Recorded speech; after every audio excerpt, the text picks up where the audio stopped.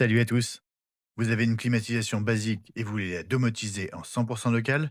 Vous voulez arriver à ce résultat sans passer par le Wi-Fi, sans cloud et surtout sans bidouiller du code dans Home Assistant. Alors cette vidéo est faite pour vous.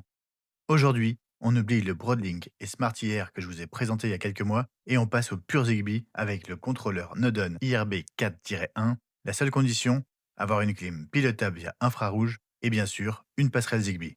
Parlons maintenant du matériel. Le module Nodon est vraiment discret. Alors même si le plastique fait un peu cheap en main, une fois fixé sur un mur près du climatiseur, il s'intégrera parfaitement dans le décor. Pour l'alimentation, c'est au choix soit via son port USB Type C, soit directement en 220 volts grâce à un socle vendu séparément. Il embarque également son propre capteur de température, mais son véritable point fort, c'est son émission infrarouge à 360 degrés. Vous ne serez absolument pas obligé de le placer pile en face de la clim. L'astuce, c'est de le fixer juste en dessous. Comme son infrarouge est bidirectionnel, vous pourrez toujours continuer à utiliser votre télécommande d'origine sans aucun conflit tout en remontant les changements dans Home Assistant. Pendant que j'installe l'application, je vous fais un petit résumé. Côté communication, contrairement à l'autre solution que je vous ai présentée par le passé, on est sur du pur protocole Zigbee 3.0, donc du 100% local, et c'est la même philosophie pour l'application Nodon Climate. Contrairement à beaucoup d'autres, elle ne vous demande aucune création de compte dans un cloud obscur avec des dizaines de questions personnelles. Elle se contente de faire la seule chose qu'on lui demande, vous aider à paramétrer le module. Et le petit bonus qui fait toujours plaisir, c'est que Nodon est une marque française. Une fois le module branché et l'application ouverte, elle va vous demander d'activer le Bluetooth. Pour lier le téléphone au module, c'est simple. Cliquez sur Add Extender, puis appuyez 3 fois sur le bouton du Nodon. Il clignotera en bleu, puis apparaîtra dans l'application. Sélectionnez-le pour lancer la configuration. Le nommage ne sera utile que si vous prévoyez d'en avoir plusieurs. Cliquez désormais sur Add Device dans la partie AC Device et choisissez Cloud Library pour ajouter votre climatiseur. N'utilisez Learning from Remote qu'en dernier recours, car le côté bidirectionnel du module ne fonctionne qu'avec la librairie. Recherchez maintenant la marque de votre clim ou de votre télécommande si celle-ci est différente. Il vous demandera de pointer votre télécommande en direction du module et d'appuyer sur le bouton On-Off. Dans mon cas, les deux codes trouvés n'étaient pas parfaitement fonctionnels. J'ai retenté avec le bouton Off et une liste bien plus élargie est apparue. Téléchargez et testez les différentes propositions jusqu'à trouver celle qui répond parfaitement à chaque action. Une fois que c'est fait, direction Home Assistant.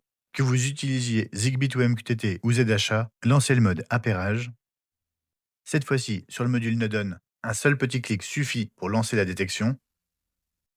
Le module remonte tout seul et chose très intéressante, il est détecté en tant que quantité Climate, ce qui veut dire que votre Home Assistant ne le verra pas en tant que module infrarouge, mais comme une climatisation directement. Pensez à le renommer et utilisez le nom de votre climatiseur pour garder une cohérence quand vous le rechercherez pour vos tableaux de bord. Dans le menu Exposition, vous aurez accès à toutes les options disponibles pour votre clim. Passons au tableau de bord maintenant.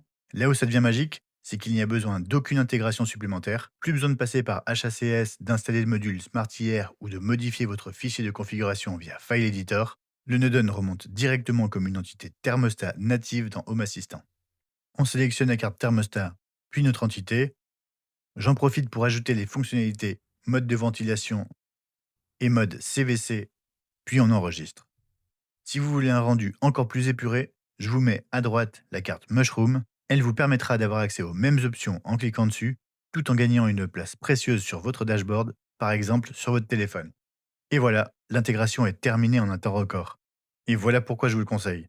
Malgré son prix plus élevé que la moyenne, sa facilité d'installation, son côté 100% local, l'utilisation du Zigbee et ses options m'ont fait remplacer mon Broadlink sans hésitation. Si vous n'avez pas envie de vous compliquer la vie, c'est le choix idéal. Dernier point, je n'ai pas abordé l'option pour ajouter d'autres équipements infrarouges via l'application. Ceux-ci ne remonteront pas automatiquement dans votre Home Assistant.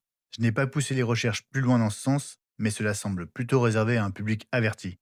J'espère que vous avez aimé cette vidéo. Dites-moi en commentaire si vous avez trouvé une solution encore plus simple pour arriver à ce résultat. Abonnez-vous pour plus de contenu de ce genre. On se retrouve rapidement pour un nouveau tuto. En attendant, je vous dis à très vite.